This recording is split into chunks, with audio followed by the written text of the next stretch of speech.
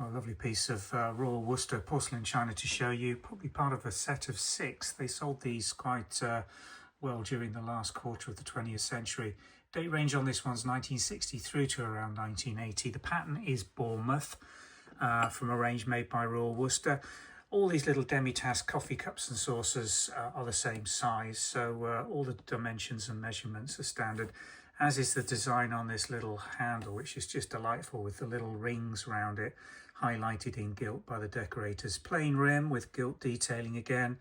Late 20th century Royal Worcester, made in England, 51 crown marks. Lovely floral bouquet motif on the front.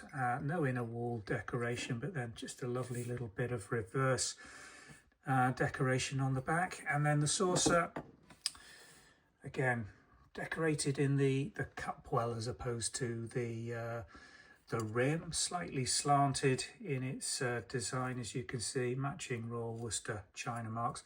She's actually got a Impress M on there, probably an indication of the date. Probably do a little bit of research on that before we list it. May give us a date precisely for the year of manufacture for these sets. We've got 6 of these. We're selling them individual because it didn't come our way in the original presentation box, so opportunity to buy them individually or to replace any breakages that you may have in your set.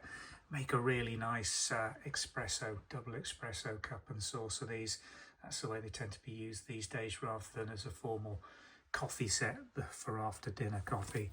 Lovely, pretty little thing, bone china, Royal Worcester, English porcelain at its very finest, and available for sale from the Vintage and Antiques website. We'll pop a link in the description below, which will take you through to the website listing. I'll have all the details, measurements, and if we do get a date from that Impress mark when we go over them, we'll pop that in the listing as well. Thanks for watching.